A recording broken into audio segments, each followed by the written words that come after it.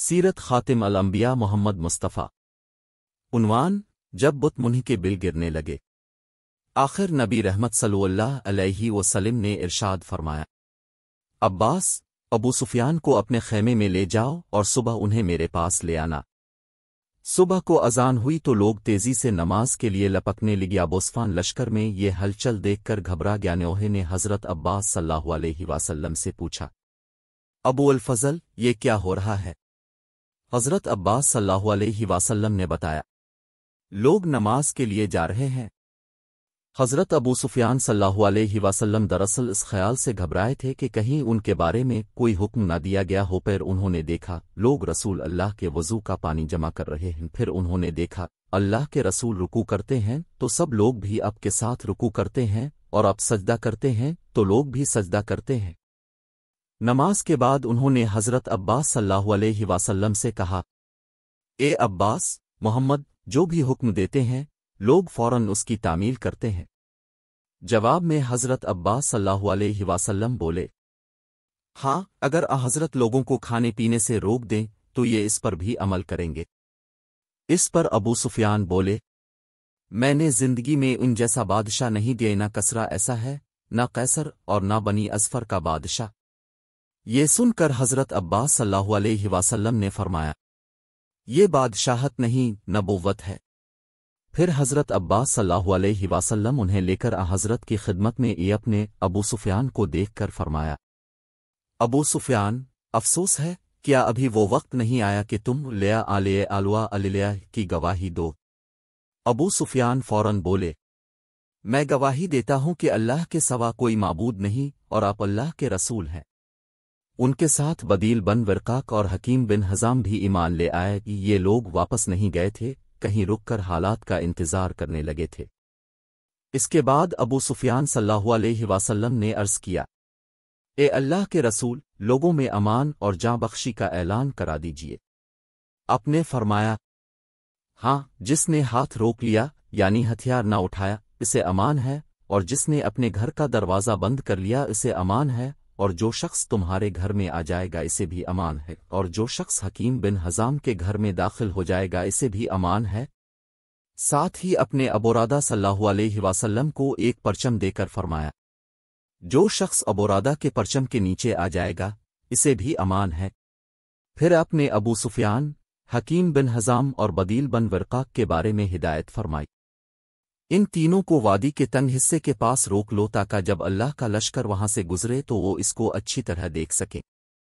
حضرت عباس صلی اللہ علیہ وسلم نے ایسا ہی کیا۔ اس طرح تمام قبائل حضرت ابو سفیان صلی اللہ علیہ وسلم کے سامنے سے گزرے۔ جو قبیلہ بھی ان کے سامنے سے گزرتا 3 مرتبہ نار تکبیر بلند کرتا۔ اس عظیم لشکر کو دیکھ کر ابو سفیان صلی اللہ علیہ وسلم بول اٹھے: اللہ کی قسم ابو الفضل، آج تمہارے بھتیجے کی مملکت بہت زبردست ہو چکی ہے۔ جواب میں حضرت عباس صلی اللہ علیہ وسلم نے فرمایا: یہ سلطنت اور حکومت نہیں بلکہ نبوت اور رسالت ہے۔ پھر جب نبی کریم لوگوں کے قریب پہنچے تو ابو سفیان صلی اللہ علیہ وسلم نے بلند آواز میں کہا: اے گروہ قریش، یہ محمد اپنا عظیم الشان لشکر لے کر تمہارے سروں پر پہنچ گئے ہیں، اس لیے اب جو میرے گھر میں داخل ہو جائے گا اسے امان ہوگی۔ یہ سن کر قریش کہنے لگے: کیا تمہارا گھر ہم سب کے لیے کافی ہو جائے گا؟ ابو سفیان صلی اللہ علیہ وسلم نے جواب دیا: جو شخص اپنے گھر کا دروازہ بند کر لے گا اسے بھی امان ہے، جو مسجد حرام میں داخل ہو جائے گا اسے بھی امان ہے، اور جو حکیم بن حزام کے گھر میں پناہ لے گا اسے بھی امان ہے، اور جو ہتھیار ڈال دے گا اسے بھی امان ہے۔ یہ سنتے ہی لوگ دوڑ پڑے، اور جسے پناہ کی جو جگہ بھی مل سکی وہاں جاگے۔ سیاس طرح مکہ معظمہ جنگ کے بغیر فتح ہوا۔ تاریخ انسانیت کا منفرد واقعہ کہ ایک مغلوب قوم بغیر کشت و خون کے اپنے جانی دشمنوں پر غالب آ گئی اور اس نے کوئی انتقام نہ لیا ہو۔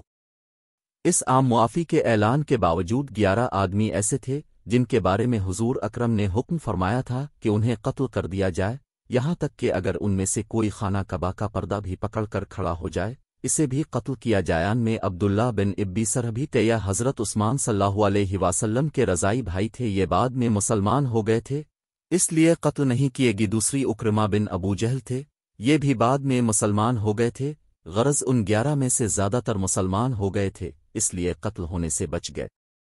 اس روز کچھ مشرکوں نے مقابلہ کرنے کی بھی ٹھانی، ان میں صفوان بن امیہ، اکرمہ بن ابی جہل اور سہیل بن عمرو شامل تھے۔ یا لوگ اپنے ساتھیوں کے ساتھ خندمہ کے مقام پر جمع ہوئے۔ خندمہ مکہ معظمہ کا ایک پہاڑ یان لوگوں کے مقابلے کے لیے نبی کریم نے حضرت خالد بن ولید صلی اللہ علیہ وسلم کو بھیجا۔ مقابلے میں 28 کے قریب مشرک مارے گئے، بھاگ نکلے۔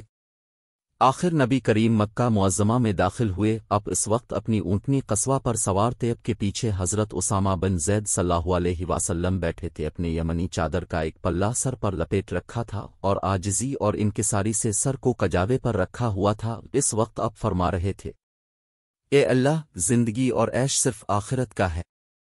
حضور اکرم قدیق کے مقام سے مکہ میں داخل ہوا۔ مقام مکہ کی بالائی سمت میں ہے۔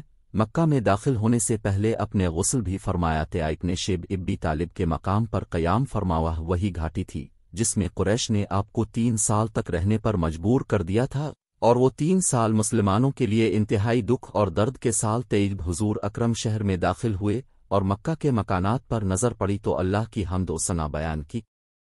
مکہ میں حضور اکرم پیر کے دن داخل ہوئے جب اپنے مکہ سے ہجرت کی تھی، وہ بھی پیر ہی کا دن تھے۔ آخر حضور حرم میں داخل ہوئے۔ ابو بکر صدیق صلی اللہ علیہ وسلم آپ کے برابر چل رہے تھے اور آپ ان سے باتیں کر رہے تھے۔ پھر آپ بیت اللہ میں داخل ہوئے اور اپنی اونٹنی پر بیٹھے بیٹھے ہی کعبہ کے ساتھ طواف کا حضرت محمد بن مسلمہ صلی اللہ علیہ وسلم آپ کی اونٹنی کی مہار پکڑے ہوئے تیان چکروں کے دوران اپنے ہاتھ مبارک سے حجر اسود کا استعلام کیا، یعنی بوسہ دینے کا اشارہ کیا۔ اس وقت کعبہ میں 360 بت تھے۔ عرب کے ہر قبیلے کا بت الگ الگ تھے۔ حضور اکرم کے ہاتھ میں اس وقت ایک لکڑی تھی جس سے ہر بت کو ہلاتے چلے گئے، بت منہ کے بل گرتے چلے گئے۔ اس وقت اب سورہ بنی اسرائیل کی آیت نمبر 81 تلاوت فرما رہے تھے۔ اس کا ترجمہ یہ ہے، حق آیا اور باطل گزر گیا، اور واقعی باطل چیز تو یوں ہی آنی جانی ہے۔ طواف کے دوران حضور اکرم آبل بت کے پاس پہنچے۔ قریش کو اس بت پر بہت فخر تھا، وہ اس کی عبادت بہت فخر سے کیا کرتے تھے۔ یا قریش کے سب سے بڑے بتوں میں سے ایک تھے۔ آپ نے وہ لکڑی اس بت کی آنکھوں پر ماری، پھر آپ کے حکم سے بت کو ٹکڑے ٹکڑے کر دیا گیا۔ اس وقت حضرت زبیر بن عوام صلی اللہ علیہ وسلم نے حضرت ابو سفیان صلی اللہ علیہ وسلم سے کہا، اے ابو سفیان، حبل توڑ دیا گیا، تم اس پر فخر کیا کرتے تھے۔ یہ سن کر حضرت ابو سفیان صلی اللہ علیہ وسلم بولے، اے ابن عوام، اب ان باتوں کا کیا فائدہ؟ پھر حضور مقام ابراہیم پر پہنچیا۔ اس وقت یہ مقام خانہ کعبہ سے ملا ہوا تھا۔ اس کے بعد حضور اکرم نے حضرت علی صلی اللہ علیہ وسلم سے فرمایا، میرے کندھوں پر کھڑے ہے کر کعبہ کی چھت پر چڑھ جاؤ اور چھت پر بنی خزا علیہ السلام کا جو بت ہے اس پر چوٹ مارو۔ حضرت علی صلی اللہ علیہ وسلم نے حکم کی تعمیل کی اور چھت پر چڑھ کر بت کو ضرب لگائی گئی۔ یہ آہنی سلاخوں سے نصب کیا گیا تھا۔ آخر اکھڑ گا۔ حضرت علی صلی اللہ علیہ وسلم نے اس کو اٹھا کر نیچے پھینک دیا۔ اب حضور اکرم نے حکم فرمایا، بلال، عثمان بن ابی طلحہ سے کعبہ کی چابیاں لے آؤ۔ سیرت خاتم الانبیاء محمد مصطفیٰ۔ عنوان، فہن مکہ کے بعد چابیاں آ گئیں تو دروازہ کھولا گیا اور حضرت کعبہ میں داخل ہوئی۔ اپنے اس سے پہلے حضرت عمر صلی اللہ علیہ وسلم کو حکم دیا تھا کہ کعبہ میں پہنچ کر وہاں بنی ہوئی تصاویر مٹا دیں، چنانچہ اب کے اندر داخل ہونے سے پہلے ہی تصاویر مٹائی جا چکی تھیں، لیکن ان تصاویر میں ایک تصویر حضرت ابراہیم علیہ السلام کی بھی تھی۔ حضرت عمر صلی اللہ علیہ وسلم نے اس کو نہیں مٹایا تھا۔ اس پر نظر پڑی تو حضرت نے حضرت عمر صلی اللہ علیہ وسلم سے فرمایا، عمر، کیا میں نے تمہیں حکم نہیں دیا تھا کہ کعبہ میں کوئی تصویر باقی نہ چھوڑنا؟ اس موقع پر اپنے یہ بھی ارشاد فرمایا، اللہ تعالی ان لوگوں کو ہلاک کرے جو ایسی چیزوں کی تصاویر بناتے ہیں جنہیں وہ پیدا نہیں کر سکتے۔ اللہ تعالی انہیں ہلاک کرے، وہ اچھی طرح جانتے ہیں کہ ابراہیم علیہ السلام نہ یہودی تھے نہ نصرانی، بلکہ وہ پکے سچوی مسلمان تھے۔ اس کے بعد اس تصویر کو بھی مٹا دیا گیا۔ پھر حضور نے وہاں 2 ستونوں کے درمیان میں 2 رکعت نماز ادا فرما۔ جب آپ اور آپ کے چند ساتھی کعبہ کے اندر داخل ہوئے تھے، اس وقت حضرت خالد بن ولید صلی اللہ علیہ وسلم پہرا دینے کے لیے دروازے پر کھڑے ہو گئے۔ وہ مزید لوگوں کو اندر داخل ہونے سے روکتے رہے۔ پھر حضرت باہر تشریف لائے اور مقام ابراہیم پر پہنچی۔ مقام ابراہیم اس وقت خانہ کعبہ سے ملا ہوا تھا۔ آپ نے وہاں 2 رکعتیں ادا کیں۔ اس کے بعد ابن زمزم منگا کر پیا اور وضو فرماوا صحابہ کرام اس وقت لپک لپک کر حضور کے وضو کا پانی لے کر اپنے چہروں پر ملنے لگے، مطلب یہ کہ وہ اب کے وضو کے پانی کو نیچے نہیں گرنے دے رہے تھے۔ مشرکین مکہ نے جب یہ حالت دیکھی تو پکار اٹھے، ہم نے آج تک ایسا منظر دیکھا نہ سنا، نہ یہ سنا کہ کوئی بادشاہ اس درجے کو پہنچا ہو۔ اللہ کے رسول جب حرم میں آ کر بیٹھ گئے تو لوگ آپ کے ارد گرد جمع ہو گئے۔ اسی میں حضرت ابو بکر صلی اللہ علیہ وسلم اٹھ کر گئے اور اپنے والد ابو قحفہ کا ہاتھ پکڑ کر انہیں لے ابو قحفہ کی بینائی جاتی رہی تھے۔ آدیر جو ہی حضرت کی نگاہ حضرت ابو قحفہ پر پڑی تو فرمایا، اے ابو بکر، تم نے والد محترم کو گھر پر ہی کیوں نہ رہنے دیا؟ میں خود ان کے پاس چلا جاتا۔ اس پر ابو بکر نے عرض کیا، اللہ کے رسول، یہ اس بات کے زیادہ حقدار ہیں کہ خود چل کر آپ کے پاس آئیں۔ پھر حضرت ابو بکر صلی اللہ علیہ وسلم نے ابو قحفہ کو حضرت کے سامنے بٹھا دیا۔ حضرت نے اپنا دست مبارک ان کے سینے پر پھیرا اور فرمایا، مسلمان ہے کر عزت اور سلامتی کا راستہ اختیار کرو۔ وہ اسی وقت مسلمان ہو گئے۔ حضرت نے فرمایا، ابو بکر، تمہیں مبارک ہو۔ حضرت ابو بکر صلی اللہ علیہ وسلم بولے، قسم ہے اس ذات کی جس نے آپ کو حق اور صداقت کے ساتھ ظاہر فرمایا۔ میرے والد ابو قحفہ کے اسلام کے مقابلے میں آپ کے چچا ابو طالب ایمان لے آتے تو یہ میرے لیے زیادہ خوشی کی بات ہوتی۔ اس وقت حضرت ابو قحفہ صلی اللہ علیہ وسلم کے بال بڑھاپے کی وجہ سے بالکل سفید ہو چکے تھے۔ حضور نے ان سے فرمایا، ان بالوں کو مہندی سے رنگ لو لیکن سیاہ خضاب نہ لگاؤ۔ مورخین نے لکھا ہے کہ سب سے پہلے حضرت ابراہیم علیہ السلام کو اپنے بالوں کی سفیدی کا احساس ہوا تھا۔ جب زیادہ عمر ہونے پر بال سفید ہونے لگے تو انہوں نے اللہ تعالی سے عرض کیا کہ اے باری تعالی، یہ کیسی بدصورتی ہے جس سے میرا روپ بدنما ہو گیا ہے؟ اس پر اللہ تعالی نے ارشاد فرمایا، یہ چہرے کا وقار ہے، اسلام کا نور ہی میری عزت کی قسم، میرے جلال کی قسم، جس نے یہ گواہی دی کہ میرے سوا کوئی معبود نہیں اور یہ کہ میری خدائی میں کوئی شریک نہیں، اور اس کے بال بڑھاپے کی وجہ سے سفید ہو گئے تو قیامت کے دن مجھے اس بات سے حیا آئے گی کہ اس کے لیے میزان عدل قائم کروں اور اس کا نامہ اعمال سامنے لاؤں اور اسے عذاب دوں۔ اس پر حضرت ابراہیم علیہ السلام نے دعا کی، اے پروردگار، پھر تو اس سفیدی کو میرے لیے اور زیادہ کر دے۔ چنانچہ اس کے بعد ان کا سر برف کی طرح سفید ہوگا۔ اس سے معلوم ہوا کہ بڑھاپے کی سفیدی اور خود بڑھاپا اللہ تعالی کی بہت بڑی نعمت ہے، اور مومن کے لیے عمر کی یہ منزل بھی شکر کا مقام ہے۔ حضرت ابو بکر صدیق صلی اللہ علیہ وسلم کے گھرانے کو یہ فضیلت بھی حاصل ہے کہ ان کا سارا گھرانہ ہی مسلمان ہوا، کو ایک فرد بھی نہ رہا جو مسلمان نہ ہوا ہو۔ اکرمہ بن ابی جہل ان 11 افراد میں سے ایک تھے جن کے قتل کا حکم حضرت نے دیا تھا۔ اس حکم کی وجہ یہ تھی کہ انہوں نے اور اس کے باپ ابو جہل نے مسلمانوں کے ساتھ بہت زیادتیاں کی تھیں۔ یہ حکم سنتے ہی اکرمہ یمن کی طرف بھاگ نکلیا۔ اس وقت تک ان کی بیوی حضرت الفام حکیم بنت حارث مسلمان ہو چکی تھیں۔ انہوں نے حضور اکرم سے حضرت اکرمہ کے لیے امان طلب کر لی اور ان کے تعاقب میں گئیں۔ حضرت اکرمہ بحری جہاز میں سوار ہو چکے تھے تاکہ کسی دوسرے ملک چلے جائیں۔ یہ بحری جہاز سے انہیں واپس لے آئیں اور ان سے کہا، میں تمہاری طرف سے اس شخصیت کے پاس سے آئی ہوں جو سب سے زیادہ رشتہ داریوں کا خیال کرنے والے اور سب سے بہترین انسان ہیں۔ تم اپنی جان ہلاکت میں مت ڈالو کیونکہ میں تمہارے لیے امان حاصل کر چکی ہوں۔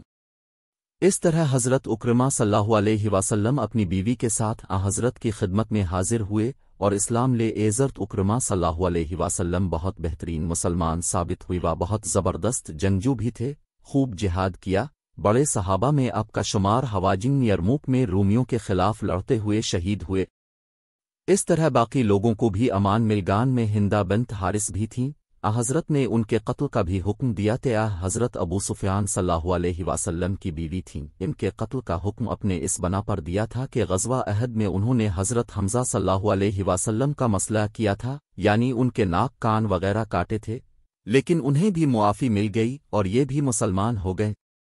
صفوان بن امیہ کے بھی قتل کا حکم ہوا تھا، انہیں بھی معافی مل گئی اور یہ بھی مسلمان ہوگی۔ کب بن ظہیر کو بھی معافی مل گا، اپنے اشعار میں آپ کو برا بھلا کہتے تھے، یہ بھی مسلمان ہو گئے۔ اسی طرح وحشی نے غزوہ احد میں حضرت حمزہ صلی اللہ علیہ وسلم کو شہید کیا تھا۔ حضرت نے ان کے بھی قتل کا فرمایا تھا، لیکن یہ بھی مسلمان ہو گئے۔ پھر اس روز یعنی فتح مکہ کے دن حضور صفا پہاڑی پر جا بیٹھے اور لوگ گرو در گرو آپ کی خدمت میں حاضر ہے کر اسلام قبول کرتے رہے، تمام چھوٹے بڑے مرد حاضر ہوئے، عورتیں بھی آئیں، سب اپنے اسلام کا اعلان کرتے رہے۔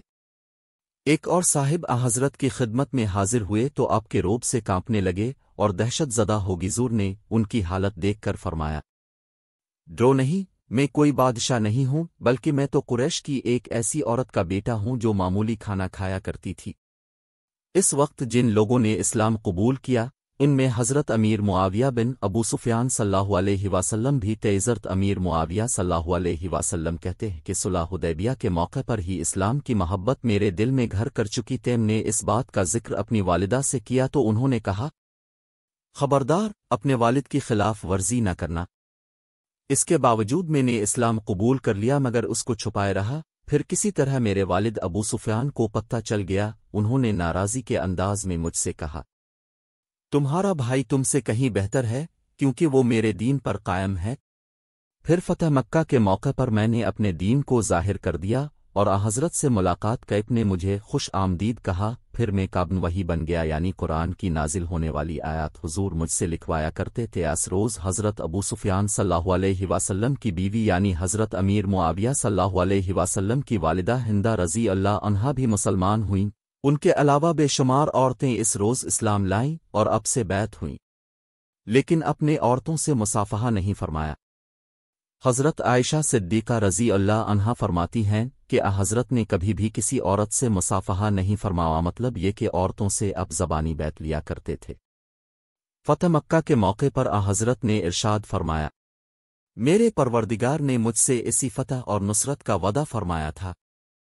خانہ کعبہ کی چابی عثمان بن طلحہ کے پاس تھی، ان سے منگوا کر خانہ کعبہ کو کھولا گیا، پیر دروازے پر تالا لگا دیا گیا اور اپنے چابی پھر عثمان بن طلحہ کو دے دی۔ اس وقت تک وہ اسلام نہیں لائے تھے مگر حضور کا یہ سلوک دیکھ کر وہ بھی مسلمان ہو گئے۔ حضرت نے فرمایا، اے بنی طلحہ، یہ چابی ہمیشہ کے لیے تمہارے خاندان کو دی گئی اور نسل در نسل یہ تمہارے ہی خاندان میں رہے گی۔ اس موقع پر یہ بات بھی یاد رکھنے کے قابل ہے کہ ہجرت سے پہلے ایک روز اللہ کے رسول اپنے چند صحابہ کے ساتھ کعبہ میں داخل ہونا چاہتے تھے، لیکن عثمان بن طلحہ بہت بگڑے تھے اور چابی دینے سے صاف انکار کر دیا تھا، حضور کو برا بھلا بھی کہا تھا۔ اس وقت حضرت نے فرمایا تھا، عثمان، ان قریب ایک دن تم دیکھو گے کہ یہ کنجی میرے ہاتھ میں ہوگی اور میں جسے چاہوں گا یہ چابی اسے دوں گا۔ اس پر عثمان بن طلحہ نے کہا تھا، کیا اس دن قریش ہلاک و برباد ہو چکے ہوں گے؟ حضور نے جواب میں ارشاد فرمایا تھا، نہیں بلکہ اس دن آباد اور سربلند ہو جائیں گے۔ حضرت عثمان بن طلحہ کو یہ تمام باتیں یاد آ گئیں جب اپنے وہ چابی ان کے حوالے کی، اپنے ارشاد فرمایا، عثمان، میں نے تم سے کہا تھا نہ کہ ایک دن تم دیکھو گے یہ چابی میرے ہاتھ میں ہوگی اور میں جسے چاہوں گا یہ چابی اسے دوں گا۔ یہ سن کر حضرت عثمان بن طلحہ صلی اللہ علیہ وسلم نے کہا، میں گواہی دیتا ہوں کہ آپ اللہ کے رسول ہیں۔ سیرت خاتم الانبیاء محمد مصطفیٰ۔ عنوان: غزوہ حنین۔ پھر اس روز حضرت صلی اللہ علیہ وسلم نے حضرت بلال رضی اللہ عنہ کو حکم دیا کہ کعبہ کی چھت پر چڑھ کر اذان دیں، چنانچہ حضرت بلال رضی اللہ عنہ نے اذان دی۔ اس کے بعد حضرت صلی اللہ علیہ وسلم نے ارشاد فرمایا، جو شخص اللہ پر اور قیامت کے دن پر ایمان رکھتا ہے وہ اپنے گھر میں کوئی بت نہ چھوڑے، اس کو توڑ دے۔ لوگ بتوں کو توڑنے لگے۔ حضرت ابو سفیان رضی اللہ عنہ کی بیوی ہندہ رضی اللہ عنہا جب مسلمان ہو گئیں تو اپنے اپنے گھر میں رکھے بت کی طرف بڑھیں اور لگیں اس کو ٹھوکریں مارنے، ساتھ میں کہتی جاتی تھیں، ہم لوگ تیری وجہ سے بہت دھوکے اور غرور میں تھے۔ پھر رسول کریم صلی اللہ علیہ وسلم نے گردونوا میں بھی صحابہ کرام رضی اللہ عنہم کو بھیجا تاکہ ان علاقوں میں رکھے بتوں کو بھی توڑ دیا جائے۔ بعض علاقوں میں لوگوں نے باقاعدہ عبادت گاہیں بنا رکھی تھی، ان میں بت رکھے گئے تھے۔ مشرکین ان بتوں کو اور عبادت خانوں کا اتنا ہی احترام کرتے تھے جتنا کہ کعبہ کا 2 دن میں جانور بھی قربان کرتے تھے، جس طرح کے کعبہ میں کیے جاتے تھے، حد یہ کہ ان عبادت خانوں کا طواف بھی کیا جاتا تھا۔ غرض ہر خاندان کا الگ بت تھا۔ فتح مکہ کے بعد حضور اکرم صلی اللہ علیہ وسلم نے 19 دن تک وہاں قیام فرمایا۔ اس دوران آپ قصر نمازیں پڑھتے رہے۔ اس دوران ایک عورت نے چوری کر لی۔ حضور اکرم صلی اللہ علیہ وسلم نے اس کا ہاتھ کاٹنے کا حکم فرمایا۔ اس کی قوم کے لوگ جمع ہے کر حضرت اسامہ بن زید رضی اللہ عنہ کے پاس آئے کہ وہ حضرت صلی اللہ علیہ وسلم سے سفارش کر دیں۔ حضرت اسامہ رضی اللہ عنہ نے جب اس عورت کی سفارش کی تو اب صلی اللہ علیہ وسلم کے چہرے کا رنگ بدل گیا۔ فرمایا، کیا تم اللہ کے مقرر کردہ سزاؤں میں سفارش کرتے ہو؟ حضرت اسامہ رضی اللہ عنہ نے فوراً عرض کیا، اے اللہ کے رسول، میرے لیے استغفار فرمائی۔ حضرت صلی اللہ علیہ وسلم اسی وقت کھڑے ہوئے، پہلے اللہ کی حمد و ثنا بیان کی، پھر یہ خطبہ دیا، لوگو، تم سے پہلی قوموں کو صرف اسی بات نے ہلاک کیا کہ اگر ان میں کوئی باعزت آدمی چوری کر لیتا تو اسے سزا نہیں دیتے تھے، لیکن اگر کوئی کمزور آدمی چوری کرتا تو اسے سزا دیتے تھے۔ قسم ہے اس ذات کی جس کے قبضے میں میری جان ہے، اگر فاطمہ بنت محمد بھی چوری کرتیں تو میں ان کا بھی ہاتھ کاٹ دیتا۔ اس کے بعد اب صلی اللہ علیہ وسلم کے حکم سے اس عورت کا ہاتھ کاٹ دیا گیا۔ پھر حضور اکرم صلی اللہ علیہ وسلم نے عتاب بن اسید رضی اللہ عنہ کو مکہ معظمہ کا والی مقرر فرمایا۔ انہیں حکم فرمایا کہ لوگوں کو نماز پڑھایا کریں۔ یہ پہلے امیر ہیں جنہوں نے فتح مکہ کے بعد مکہ میں جماعت کے ساتھ نماز پڑھائی۔ اب صلی اللہ علیہ وسلم نے حضرت معاذ بن جبل رضی اللہ عنہ کو عتاب بن اسید رضی اللہ عنہ کے پاس چھوڑا تاکہ وہ لوگوں کو حدیث اور فقہ کی تعلیم دے۔ عتاب بن اسید رضی اللہ عنہ دھوکے بازوں اور بے نمازوں پر بہت سخت تھے۔ وہ لوگوں سے کہا کرتے تھے کہ جس کے بارے میں نے سنا کہ وہ بلا وجہ جماعت کی نماز چھوڑتا ہے، میں اسے قتل کر دوں گا۔ ان کی اس سختی کو دیکھ کر مکہ کے لوگوں نے ان کی شکایت ان الفاظ کی، اے اللہ کے رسول، اپنے اللہ کے گھر والوں پر عتاب بن اسید جیسے دیہاتی اور اجڑ آدمی کو امیر مقرر کر دیا ہے۔ اب صلی اللہ علیہ وسلم نے جواب میں ارشاد فرمایا، میں نے خواب میں دیکھا کہ عتاب جنت کے دروازے پر آئے اور بڑے زور سے زنجیر ہلائی، آخر دروازہ کھلا اور وہ اس میں داخل ہو گئے۔ ان کے ذریعے اللہ نے اسلام کو سربلند فرمایا ہے۔ جو شخص مسلمانوں پر ظلم کرنا چاہتا ہے، عتاب اس کے خلاف مسلمانوں کی مدد کرنے کے لیے تیار رہتے ہیں۔ فتح مکہ کے بعد غزوہ حنین پیش آیا۔ حنین طائف کے قریب ایک گاؤں ہے۔ اس غزوے کو غزوہ ہوازن اور غزوہ اوتاس بھی کہتے ہیں۔ جب اللہ تعالیٰ نے اپنے نبی صلی اللہ علیہ وسلم کے ہاتھوں پر مکہ فتح فرما دیا تو سبھی قبیلوں نے اطاعت قبول کر لی، مگر قبیلہ بنی ہوازن اور بنی ثقیف نے اطاعت قبول کرنے سے انکار کر دیا۔ یہ دونوں قبیلے بہت سرکش اور مغرور تھے۔ اپنے غرور میں وہ کہنے لگے، خدا کی قسم، محمد کو اب تک ایسے لوگوں سے سابقہ پڑا ہے جو جنگوں سے اچھی طرح واقف ہی نہیں تھے۔ اب انہوں نے جنگ کی تیاری شروع کر دی۔ انہوں نے مالک بن اوف نضر کو اپنا سردار بنا لیا۔ یہ بعد میں مسلمان ہو گئے تھے۔ جب مالک بن اوف کو سب نے متفقہ طور پر تمام قبیلوں کا سردار بنا لیا تو ہر طرف سے مختلف قبیلے بڑی تعداد میں آ کر لشکر میں شامل ہونے لگے۔ آخر مالک بن اوف نے اپنا یہ لشکر لے کر اوتاس کے مقام پر جا کر پڑاؤ ڈالا۔ ادھر جب حضرت صلی اللہ علیہ وسلم کو خبریں ملیں کہ بنی ہوازن نے ایک بڑا لشکر جمع کر لیا ہے تو اب صلی اللہ علیہ وسلم نے اپنے ایک صحابی حضرت عبداللہ بن ابی حدودہ سلمہ کو ان کی جاسوسی کے لیے روانہ کیا اور رخصت کرتے ہوئے ان سے فرمایا، ان کے لشکر میں شامل ہو جانا اور سننا کہ وہ کیا فیصلے کر رہے ہیں۔ چنانچہ وہ بنی ہوازن کے لشکر میں شامل ہو گئے، ان کی باتیں سنتے رہے، پھر واپس آ کر حضرت صلی اللہ علیہ وسلم کو ساری تفصیلات سنائیں۔ قبیلہ بنی ہوازن والے اپنے ساتھ اپنی عورتیں، بچے اور مال اور دولت بھی لے آئے تھے۔ جب حضرت صلی اللہ علیہ وسلم کو یہ اطلاع ملی تو مسکرائے اور ارشاد فرمایا، انشاءاللہ کل یہ سب کچھ مسلمانوں کے لیے مال غنیمت بنے گا۔ حضرت صلی اللہ علیہ وسلم بنی ہوازن سے مقابلے کے لیے 12,000 کا لشکر لے کر روانہ ہوئے۔ ان میں 2,000 نوجوان مکہ معظمہ اور گردونوا کے تھے، باقی 10,000 وہ صحابہ تھے جو اب صلی اللہ علیہ وسلم کے ساتھ آئے تھے اور جن کے ہاتھ پر اللہ تعالیٰ نے مکہ فتح کرایا تھا۔ جب اسلامی لشکر دشمن کے پڑاؤ کے قریب پہنچ گیا تو حضرت صلی اللہ علیہ وسلم نے لشکر کی صف بندی فرمائی، مہاجرین اور انصار میں جھنڈے تقسیم فرمائے۔ مہاجرین کا پرچم اپنے حضرت علی رضی اللہ عنہ کے سپرد فرمایا، ایک پرچم حضرت سعد بن ابی وقاص رضی اللہ अन्हु को और एक हज़रत उमर रज़ी अल्लाह अन्हु को भी इनायत फरमाया। अंसार में से आप सल्लल्लाहु अलैहि वसल्लम ने परचम हबाब बिन मंजर रज़ी अल्लाह अन्हु को अता फरमाया। एक परचम असयद बिन हफ़र रज़ी अल्लाह अन्हु को इनायत फरमाया।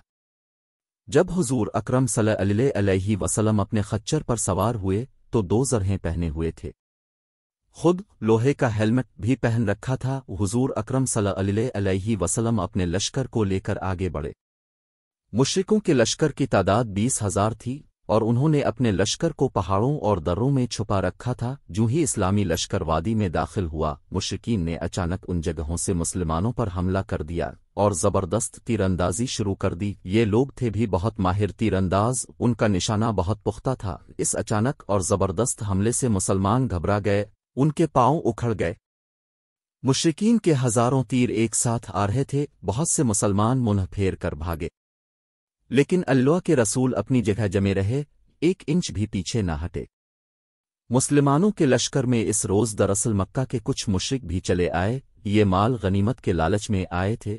जब ज़बरदस्त तीरंदाजी हुई तो ये एक दूसरे को कहने लगे, भाई मौका है मैदान से भाग निकलने का। इस तरह मुसलमानों के हौसले पस्त हो जाएंगे। इसके साथ ही वो यकदम भाग खड़े हुए। उन्हें भागते देखकर बाज़ ऐसे मुसलमान जिन्होंने फ़तह मक्का के मौका पर इस्लाम कबूल किया था, ये समझे कि उनके साथी मुसलमान भाग रहे, उन पर घबराहट तारी हो गई। वो भी भागने लगे। इस तरह एक दूसरे को भागता देख सब परेशान हो गए। लहज़ा बाकियों के भी पांव उखड़ गए। हज़रत सल्लल्लाहु अलैहि वसल्लम के आसपास सिर्फ चंद सहाबा रह गए। इनमें हज़रत अबू बकर, हज़रत उमर, हज़रत अली, हज़रत अब्बास, उनके बेटे हज़रत फ़ज़ल, रबिया बन हारिस और हज़रत सल्लल्लाहु अलैहि वसल्लम के चचाजाद भाई अबू सुफियान बिन हारिस रज़ी अल्लाह अन्हु शामिल थे। उनके अलावा 90 के करीब और सहाबा किराम थे। गोया अब के आसपास सिर्फ 100 के करीब सहाबा रह गए। हुज़ूर अकरम सल्लल्लाहु अलैहि वसल्लम इस वक्त फरमा रहे थे, मैं अल्लाह का रसूल हूँ, मैं मोहम्मद बिन अब्दुल्ला हूँ, मैं अल्लाह का बंदा और उसका रसूल हूँ। इसके साथ अब सल्लल्लाहु अलैहि वसल्लम ने हज़रत अब्बास रज़ी अल्लाह अन्हु से फरमाया, अब्बास, लोगों को पुकारो और कहो, ए गिरो अंसार, ए बैत रिज़वान वालों, ए मुहाजिरीन। हज़रत अब्बास रज़ी अल्लाह अन्हु बुलंद आवाज़ में पुकारे। मुसलमानों को बुलाया। जो मुसलमान हुज़ूर अकरम सल्लल्लाहु अलैहि वसल्लम के गिर्द जमा थे, उन्होंने काफिरों पर ज़बरदस्त हमला कर दिया। इधर अब सल्लल्लाहु अलैहि वसल्लम ने कंकरियों की एक मुट्ठी उठाई और काफिरों की तरफ फेंक दी। साथ में फरमाया, ये चेहरे बिगड़ जाए। इस वक्त तक हज़रत अब्बास रज़ी अल्लाह अन्हु और चंद दूसरे सहाबा की आवाज़ सुनकर भागते हुए मुसलमान भी वापस पलट चुके थे और उन्होंने जिम कर लड़ना शुरू कर दिया। इस तरह जंग एक बार फिर हो चुकी थी। कंकरियों की इस मुट्ठी को अल्लाह ताला ने अपनी कुदरत से काफिरों की आंखों तक पहुंचा दिया। ये उनकी आंखों में किया गिरी कि वो बुरी तरह बदहवास हो गए। वो बुरी तरह भाग निकले। इस जंग के शुरू होने से पहले लश्कर की तादाद देखकर एक सहाबी ने ये कहा था, ए अल्लाह के रसूल, आज हमारी तादाद इस कदर है कि दुश्मन से शिकस्त नहीं खा सकते। हज़रत सल्लल्लाहु अलैहि वसल्लम को ये बात बहुत नागवार गुजरी थी। ये अल्फाज बहुत गरा महसूस हुए थे, क्योंकि इनमें फ़ख्र और गुरूर की बो थी। अल्लाह ताला के नज़दीक भी ये जुमला नापसंदीदा था। शायद इसीलिए शुरू में मुसलमानों ने शिकस्त हुई थी, लेकिन फिर अल्लाह ने करम फरमाया और मुसलमानों के कदम जिम गए। फिर जब मुशरिकों को शिकस्त हुई तो वो बुरी तरह भागे तो हज़रत सल्लल्लाहु अलैहि वसल्लम ने हुक्म फरमाया, जो मुशरिक हाथ लगे उसे कत्ल कर दिया जाए।